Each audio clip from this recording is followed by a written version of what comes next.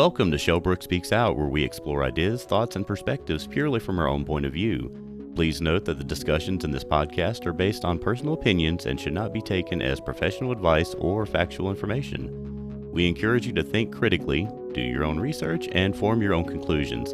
Thanks for tuning in, and let's dive into today's topic.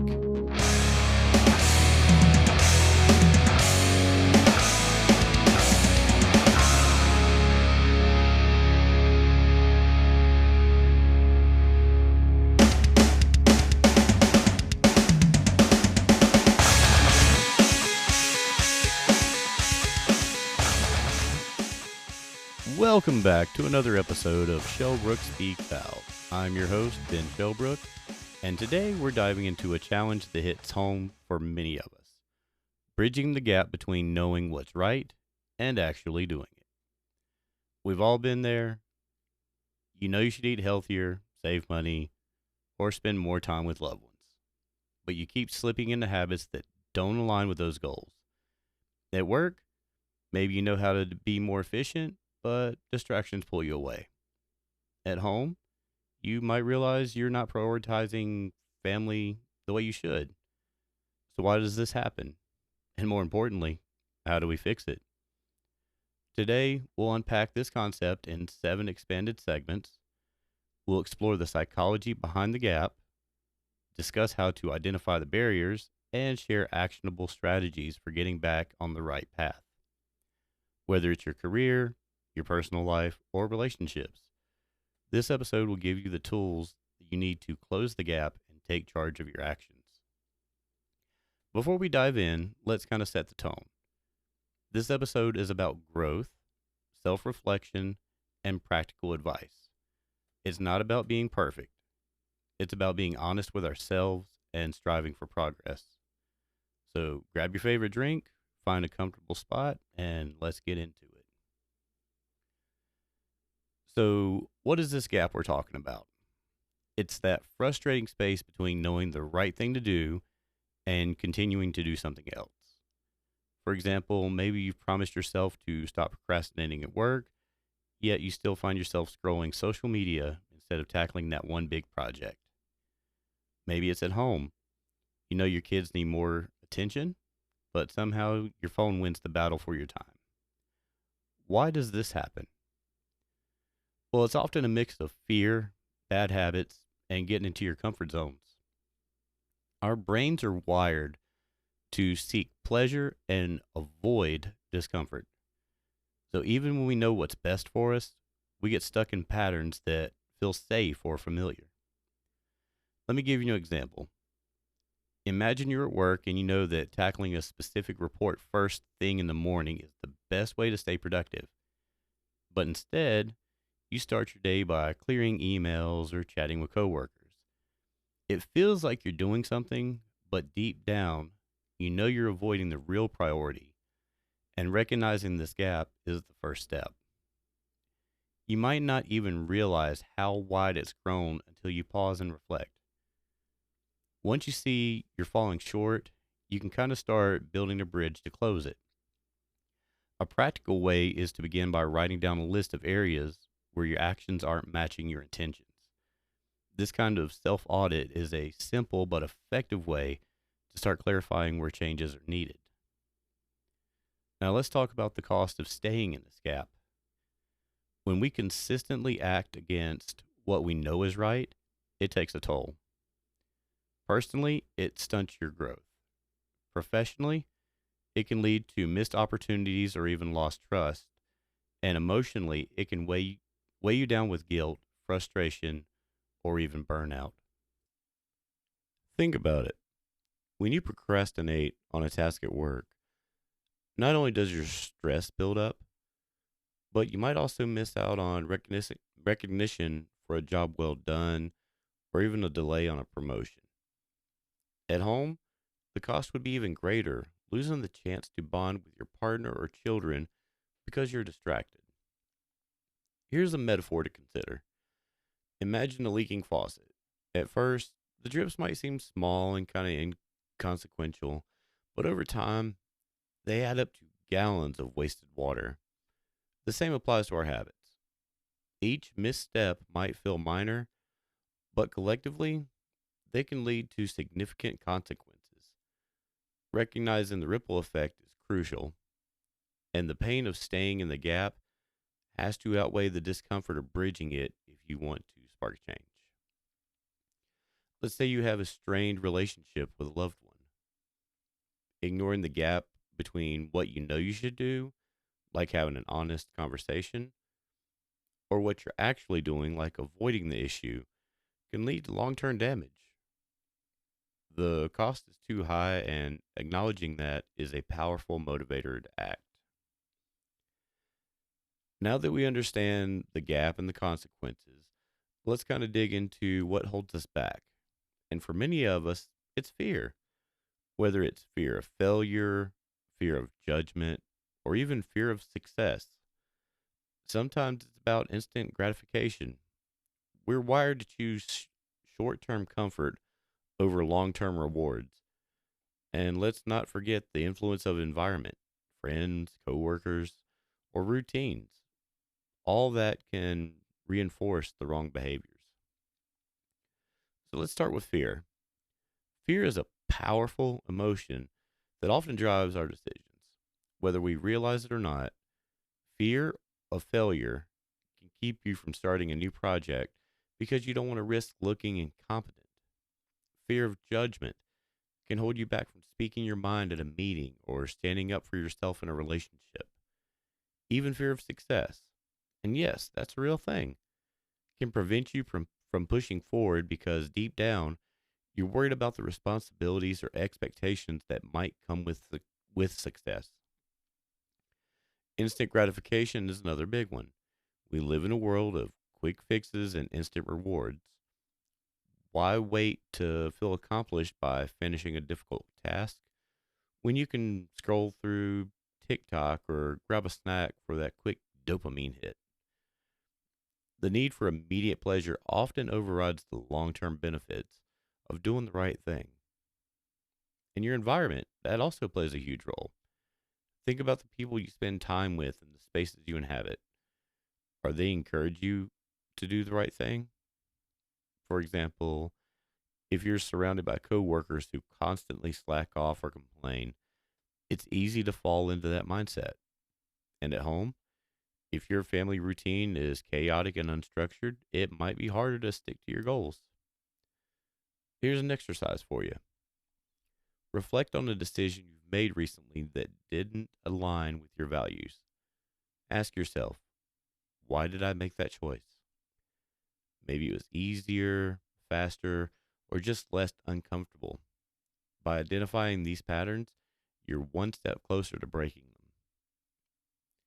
At work, this might mean recognizing that you avoid challenging tasks because you're afraid of not meeting expectations.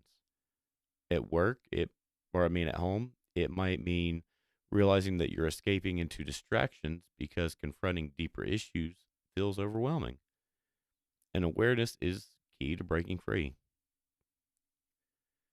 So how do we realign ourselves, I'm sorry.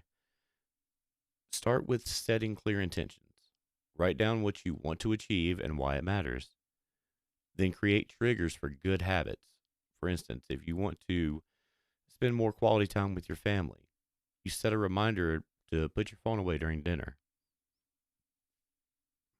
You can do daily self check-ins. These are pretty powerful. Ask yourself, am I acting in line with my values today? At work, this might mean prioritizing your to-do list instead of reacting to distractions. At home, it could mean carving out time for a heartfelt conversation with your spouse or kids. In addition, visualization can be a game changer. Picture yourself succeeding in bridging the gap. Imagine how it feels to complete that work project ahead of schedule, or hear your kids tell you something along the lines of, "Thank you for spending time with me." Visualization not only motivates you, but it also programs your brain to act in alignment with your goals. Another essential tool is mindfulness, being present in the moment. It helps you make conscious decisions instead of operating on autopilot. For example, if you're tempted to check your phone during family time, pause and ask yourself, is this really how I want to spend my time? Mindfulness, it helps you recognize those critical decision points and choose the path that aligns with your values. You can also use habit stacking to reinforce positive changes. This means attaching a new habit to an existing one. For instance, if you're trying to drink more water, make it a rule that to every time you take a sip, you check your email. Or if you want to exercise more, do a quick set of push-ups right after brushing your teeth. These small adjustments can add up to significant change over time. Accountability is key. External accountability can be incredibly motivating. At work, that might mean regular check ins with your boss or a colleague who helps keep you on track. And at home, it could be as simple as telling your family what you're working on and asking them to hold you to it. Now you have internal accountability, which is just as important. Keep a journal to track your progress. Reflect on each day what went well, what didn't, and what you'll do differently tomorrow. These habits build self awareness and create a cycle of growth. And another tip, find an accountability partner who shares similar goals. Knowing someone else is rooting for you and expecting updates, that can make a world of difference. For example, if you and a coworker both struggle with procrastination, set a daily check in where you both commit to do your top 3 tasks for the day and then report back on your progress. Technology can also help. There are apps and tools designed to keep you accountable, from habit trackers to goal setting platforms. Use them to set reminders, track your milestones, and take time to celebrate your achievements. The key is to find a system that works for you and you stick to it. Finally, don't underestimate the power of rewards. When you hit a milestone, give yourself something to look forward to: a night out, a favorite treat, or even just some downtime to relax. Positive reinforcement keeps the momentum going and reminds you that your efforts are worth it. Now let's get real. Setbacks, those are inevitable. No matter how well you plan, there will be days when you slip back into old habits or make decisions that don't align with your goals. The key is to view setbacks not as failures, but as opportunities to learn and grow. Think about this. If you're driving and you miss a turn, you don't just abandon your journey. You reroute and you get going. You keep going. The same applies here. When you notice you veered off course, you stop, you reassess it, and you get back on track. The quicker you do this, the smaller the gap becomes. One way to handle setbacks is to have a recovery plan already in place. Let's say if you're trying to stick to a budget and overspend one weekend, don't let the guilt derail you. Instead, plan to adjust your spending for the next week to make up for it. At work, if you miss a deadline, own up to it.